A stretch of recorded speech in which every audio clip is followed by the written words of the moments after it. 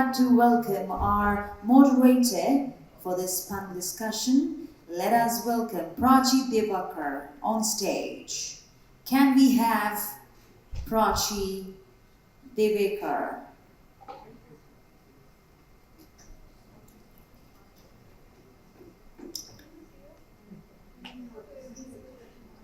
I would like to invite Prachi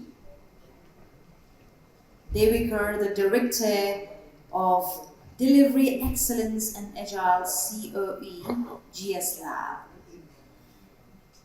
And now I will be welcoming the panelist, Sean A. Cooper, the Director of Global Public Sector Sales, Team Sangru Incorporated.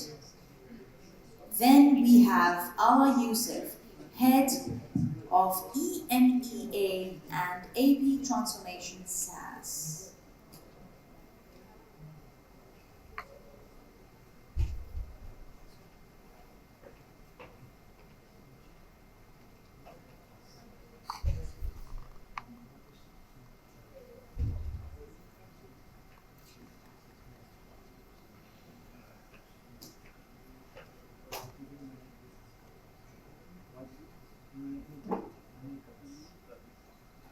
Good afternoon and good evening, everyone. I think more of a question and answers that we will have at this session, and I will make sure that it is short and simple. But I'm sure Sean has so many interesting examples and stories of his experience so far, and luckily we are going to discuss very interesting topic, Sean. So to begin with, for the topic, usually when we use the term as fraud, it is always linked with financial risk and financial angle to it. But for the benefit of all of us, can you throw some light on where all other areas the fraud happens and at what scale it has implications?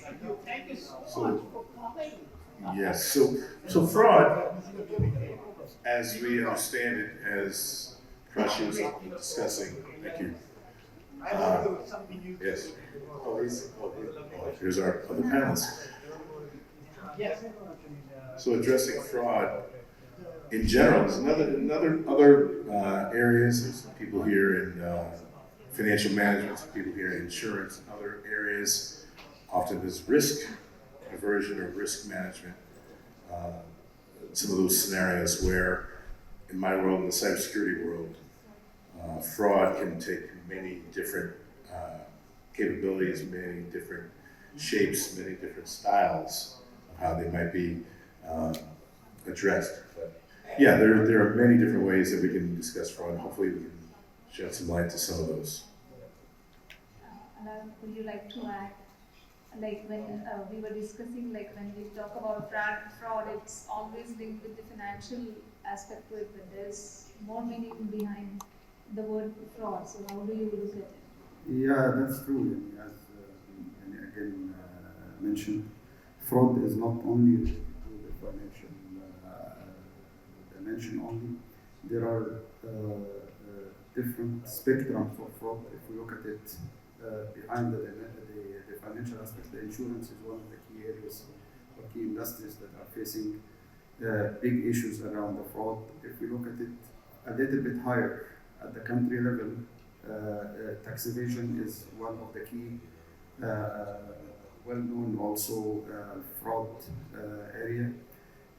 If we go beyond and look at energy side, we will find also energy companies are looking for what they call non-technical losses. And non-technical losses here refer to energy leakage, intentional energy leakage. Somebody in some countries is stealing the power for free. It goes beyond and beyond and beyond. Big organizations and even countries. Imagine a country like, imagine a company like Aramco or ADNOC, and or others like Emirates and so. If we look at the procurement itself in these companies, and if they are trying, if there is a fraction of fraud happening in that space, this is a multi-million dollars of losses. So these companies also at that scale are looking to protect their assets and are looking to protect themselves through also fighting what they call procurement fraud. So a lot of types. It's not only limited to the financial aspect. I will give another small story also about. It's a funny story about even the motor in insurance. You know, in some countries they realize that relatives sometimes agree together to make a fake accidents just to replace the cost. So even in motor side as well, there is that aspect as well there. So many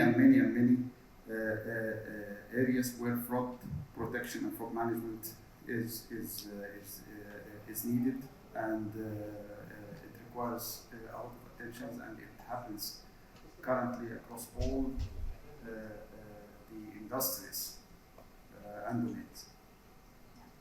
And in line with that, I have a question on the topic like data analytics for fraud detection, but data can always be manipulated and of course will have the impact on the fraud definition of fraud in that case.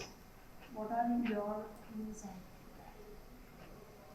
So from a data perspective, in a security scenario, another example I thought of was in the pharmaceutical space, where often the intellectual property of one of the manufacturers is stolen while it's going through the process of being authorized and blessed by the local government to be used and sold to the citizens. So from a data analytics perspective, in the cyber realm, if you do not have the capability of monitoring all the different transactions that are related to those scenarios, if you have some data that shows that typically when we're monitoring and we're going through a process to bless a drug to be approved, there's steps that are all fall in line, and some of our others have spoken about the life cycle and other things related to all of those things. But when there's an anomalous scenario in that transaction, often the data analytics will be the one to bubble that up to the top to see if somebody's monitoring that, to see an anomalous activity, and to be able to investigate that will potentially allow that not to be exfiltrated out to the black web or whatever, and then that drug that was supposed to help with sinus infections that pharmaceutical company has been working on for 3 years is now on the black market, and somebody's selling it on the street, and they basically scrapped it. And those are real life stories, but they basically scrapped that drug because it's now out there sold by somebody else. So analytics can play a big part in mitigating that early on. And same question maybe for you, like we have been talking about this data analytics and AI, so how we can leverage that for fraud detection as per your experiences and your organization? Again, fraud is happening in different ways across the different industries. If we look at and in all cases, it relies on providing semi-correct or right data that can pass through the systems or through the people, so they can understand, they can consider it genuine while they are not genuine. This is starting from small incidents like theft of your cards or whatever, to if we are talking about complex situations like tax evasions, where you need to review millions of transactions to identify whether they are providing the right information for their tax or not. So data here is a key. Quality of the data, as previously mentioned in several panels before, is also another aspect. And there is if we look at the financial, which impacts maybe all of us receives calls from fraudsters in scams asking about certain personal informations. This with the development of the technology also, it is not only adding a layer to protect to protect the assets and the people, but it also gives opportunities also for fraudsters to use this technology as well, and improve their ways of how to attack these assets and these people. If you look at what they call now, and there is a famous term currently across the fraud space called social engineering. And what social engineering means? Social engineering means somebody is looking at what you are doing on the social media and try to capture some information and mimic yourself, again, to try to get the maximum out of your accounts or out of your assets. The data aspects and AI is very important, but also the awareness, collaboration is very important. There are two sides here of the story. There is the preventive aspect of the fraud, and this comes through different techniques like judgmental rules, like rules again that you put in order to protect through the systems and apply these rules to protect, whether in financial sector or insurance or pharmaceutical or whatever the domain is. And there is the usage of the AI itself, whether supervised or unsupervised AI techniques. But at the end, do we rely on one of them? No, we in majority of the cases, we rely on all of these techniques together and come up with a score for any transactions in order to consider that this is a fraud or not a fraud transaction. And all of this, again, needs to be balanced, because imagine in a bank, you are dealing with you are strengthening and tightening these rules. Then how many calls your call center will receive because of this? There is an additional dimension also here, which is the balance between customer experience, operational cost, and the fraud protection. And this is very, very crucial. It is very important in the financial sector, especially, to keep the customers aware of the incidents that is happening, to keep the customer informed, and also the collaboration aspects between the organization and the countries to be informed and to respond quickly to the incidents. And this is happening through the regulatory organization in the financial sectors across the different countries, to make sure that to report the incidents ASAP in order to prevent others if the incidents happen. And Sean, you have been working with a lot of government folks and government agencies. What have been your experience, and how quickly across the globe, governments are adopting what he was referring to as, a quick response to such incidences? So, Prachi, I'll sort of touch on what I was talking about briefly. So there is some level of collaboration that government agencies have to do, and they've been dragged into this screaming and kicking as everyone has their own lane, and we don't deal with them. But when ultimately, as they are public servants, they're supposed to be protecting of the citizens. So it is important for them to be able to do that, because if they do not share and collaborate with a lot of that data, you may have seen something that's anomalous and assuming that it might only be dealing with you, but if you share that within the community, so at the end of the day, cybersecurity is a team sport. You share it with me, and one of my people say, I saw that same thing a month ago, and I shared it with, and they said they saw it.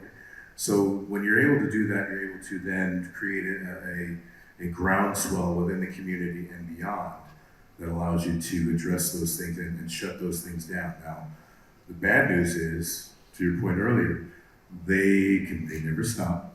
They will create another mousetrap, but at least allow yourself to benefit from collaborating together, sharing information within the public sector. Now, there are still challenges globally with the public and private sector sharing, and I think somebody in the earlier panel talked about ownership of the data, and typically that is a challenge, whereas the public sector does not really necessarily want to share data to the private sector. so much as private sectors, to a certain extent, because of regulatory issues, has to share data to the government. So there's things as people behind these roles that we're having a challenge with from a social aspect. But in general, it is the right thing to do. And along the same lines, maybe until myself, I'm not into a problem. I don't look at it as a serious problem, right?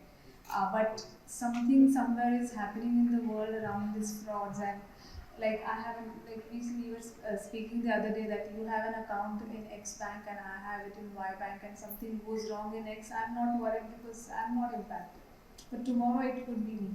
So what care one should be taking at an individual level so that their data is protected, as well as at all level or all the startups that working in the fast phase, that they should take care of making sure that their data is protected and they are away from the fraud and the security part.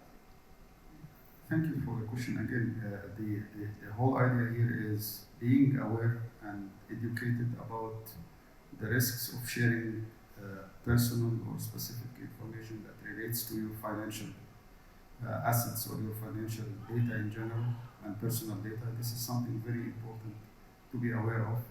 This is on the personal level. Will this, even if you protect and hide everything, will you be safe? I think you will be safe at a certain level, but at the end of the day, they are smart also and they will find their ways always. So it comes to the organizations, and organizations now are investing a lot in fraud management and fraud protection as well.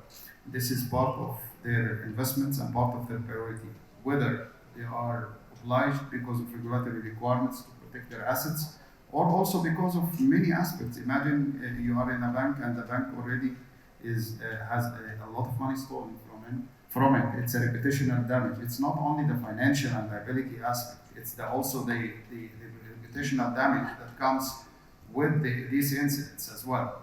And I have been in many projects like this where the investment, the banks were investing on a very small, in-house developed rules engine applications to protect their assets, and at the end of the day, they had to spend millions down the road to come with a framework to protect their assets. The collaboration, again, between organizations is very important to create proper protection for these assets against the fraud cases. The whole idea here is how can we, two things, how can we protect and prevent in a proactive manner through the using of the technology, whether rules or AI, together protect the assets and the people, and also how can we respond. It is not only the protection, because protection, what if the fraud happens? How can you minimize the damage? And this is where, and this is this is the maturity of the organization. It varies from an organization to another. An organization that is well prepared for this will take the necessary action without also disrupting the operations, because you will not be happy if you are in a restaurant and you don't have cash and you get surprised that your card is not working because there is a fraud happened at the bank. Okay, so how can we respond without disrupting your business in a way or another? And this is where organizations are taking care of currently, the mature ones. It's a journey that needs and it evolves as you proceed, because fraud management, it's not just a set of rules or set of models you put together and you just leave it. You need to monitor, as mentioned, and you need to keep an eye, and you need to keep an eye across the world of the incidents that's happening, and this is where organizations are cooperating together to provide this information.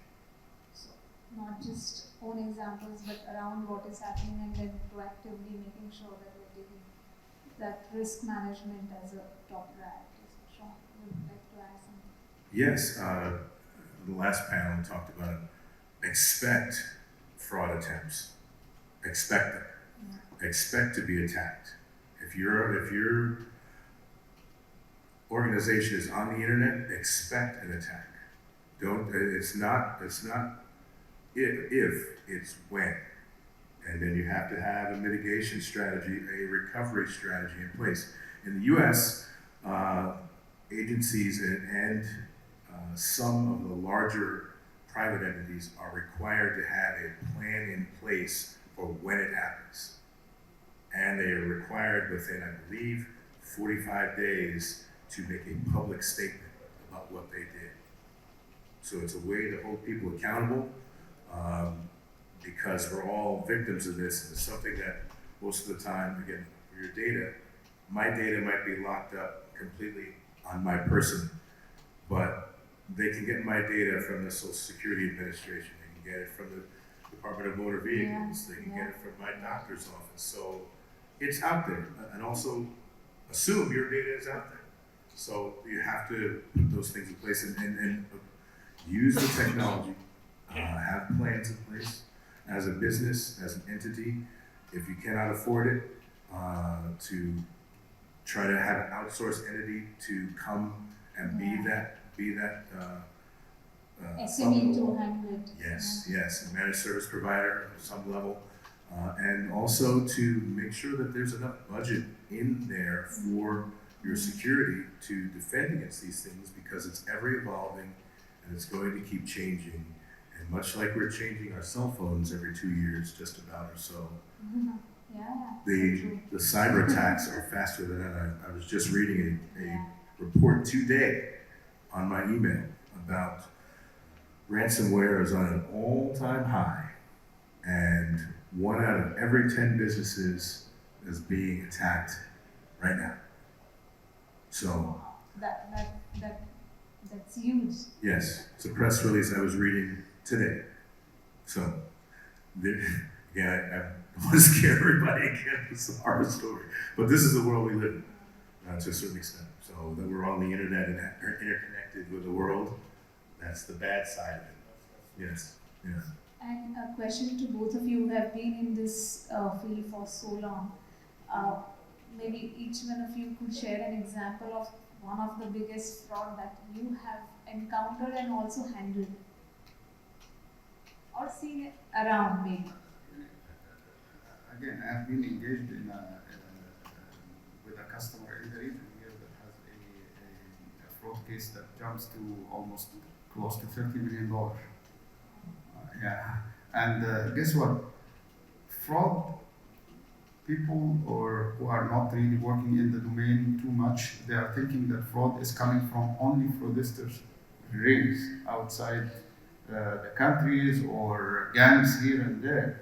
But there is also another dimension that you need to look at, which is the internal fraud itself. Somebody from the banks who understand the rules and who have your information and who have the access to it and who knows everything about it. How can you protect your customers from this person? So there are many cases like this, and there are famous cases. Internal threats that is true. In one of the countries also there was a case that we were handling related to another type of fraud, not financial. It's a case related to subsidies. So the government gives subsidies to the citizens in order to support education and so on and so on.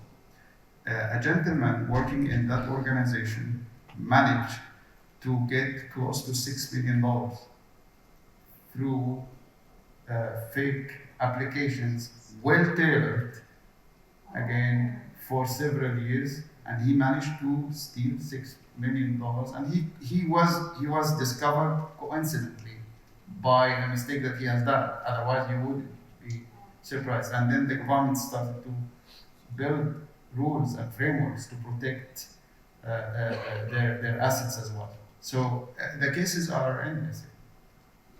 Yeah, there's a number of them involved with. You just sparked one in my mind about from the student loan world. So getting into education. Many countries are offering these student loans from the federal level so they can go to school, they might not be able to afford it, whatever. But there is a large percentage of those applications that are fraudulent, where people are just pocketing that money and they're walking on, and it takes a while to backtrack to see, okay, that check was supposed to go to this university that they said they were going to, and it has to have systems in place to monitor to somebody to come back around the other side and, do you have this individual enrolled in your university? So there's a process there. Meanwhile, this person is long gone, potentially, if they actually use their real identity. So that's a major thing that we have to build in. One other thing I will add within, and it goes back to the financial, within money, bills, actual paper bills. I've had a few customers who were the national banks. I was told many years ago when I first dealt with them that roughly 5% of every paper dollar on the street is fake, which means every one of us has had fake money in our hands at some point and didn't know it, and we're passing it. And they have that, it's in their mindset. They can't do anything about it. I was at an event at one of their entities when they were launching out a new bill. They were redesigning a bill, and they had a picture of it on the board before we were going on the press release. And I'm sitting there in the audience, and it was covered. I said, why is that covered? They said, because within 24 hours when we announce this, the fake one will be on the street. Within 24 hours. So that's something that we're not able to address to a certain extent, but that's something that's ongoing. That's again real life. Like bad guys are like 10 times faster than the good ones. Yeah, and coming to very sensitive and fragile industries like healthcare, wherein it's like really humans at the end of the day impacted. So, what are your views on having this large amount of data that these industries generate, and how this so-called AI we can really use, making sure that at least we save that sensitive area? I hope it can, because if you heard my earlier panel discussion, that there are a lot of devices that are internet or web enabled within the hospitals that are not protected and are open to the environment, that are having data exfiltrated out through them to malicious actors. So I hope there's some level that they can do that, because we're not even sure that you can tie directly the damage to that until something happens to somebody with somebody's identity, or even in the drug world, they were saying this is a way that we can, the drug and the food world, where someone can mix or attack that entity and then adjust the recipe so that now you're poisoning people. There's no really way to monetize that or identify a real amount other than that it's a number beyond, because you're going to have casualties. So it's. I know we don't necessarily talk about it a lot because it just, again, it scares people, and it's the sky's falling. It's not falling, but we can address this. But hopefully technology will have an ability to address that, because they're still trying to do that. Because though one side it is very powerful, the flip side is very. Yes. Anything you would like to add? Yeah, that's true. It's very difficult to come to a model that can be 100% protective at the end of the day.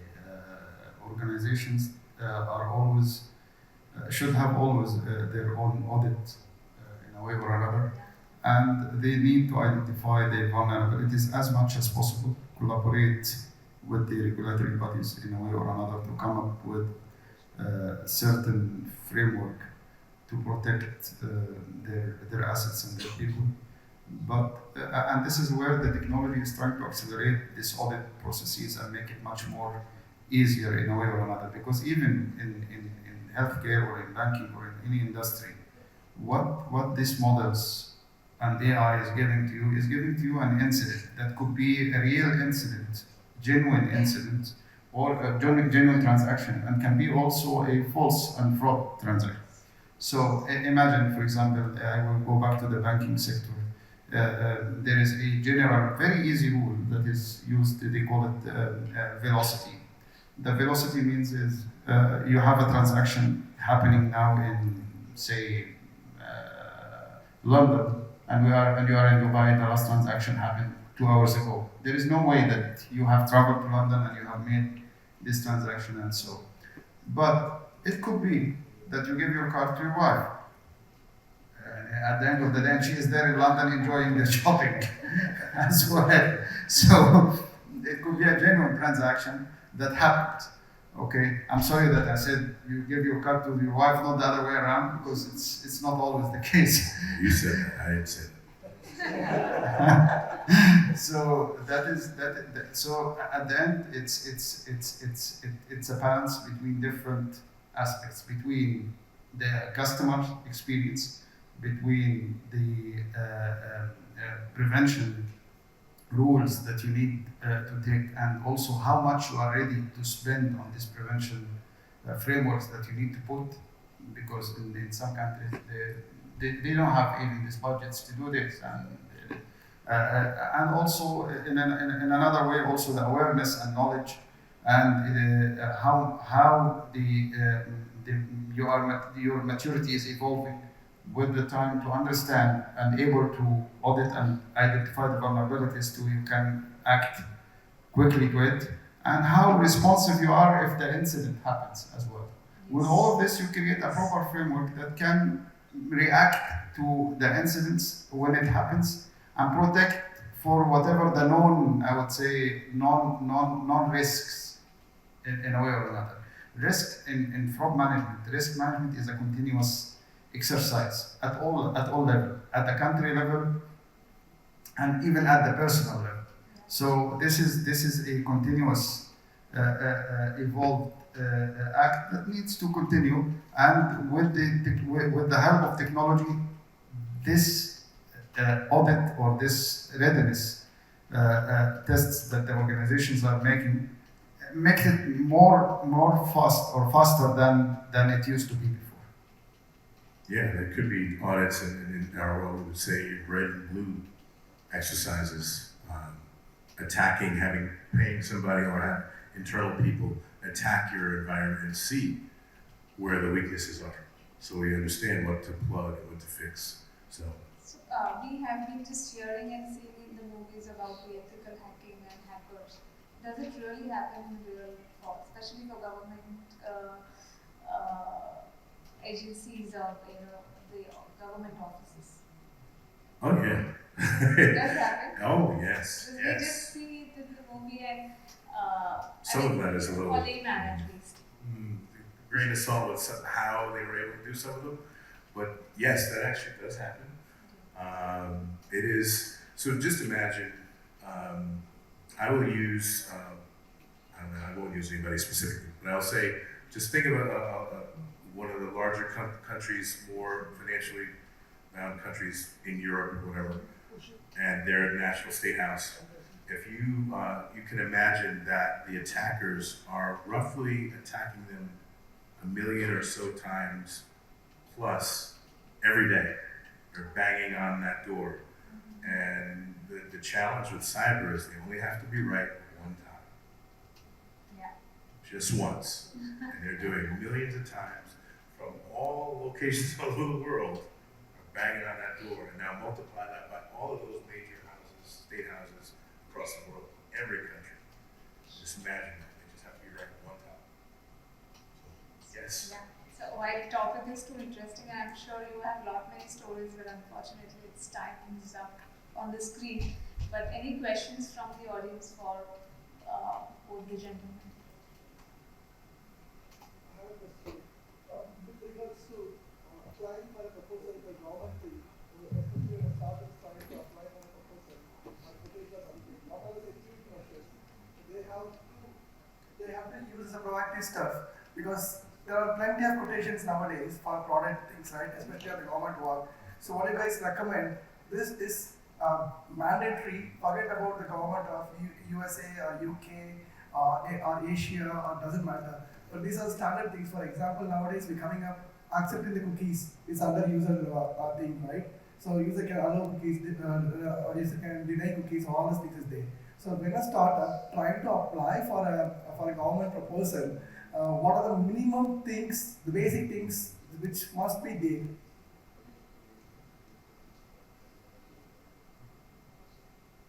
I think, and I know it's different for every country, but there should, I don't know, some countries offer that, some don't. I know in the US there's a small business administration scenario where they can help with a lot of that and give you some funding to do some of those things, but knowing that I know some folks in India, I will get back to you personally about that. Thank you so much. I think we are running out of Yes, time. thank you very much. We've come towards the end of this panel discussion. Thank you very much to our moderator. Thank you, Prachi Devakar, our panelist, Sean A. Cooper. And thank you, Ala Yusuf. Thank you very, very much. All of you, please put your hands together.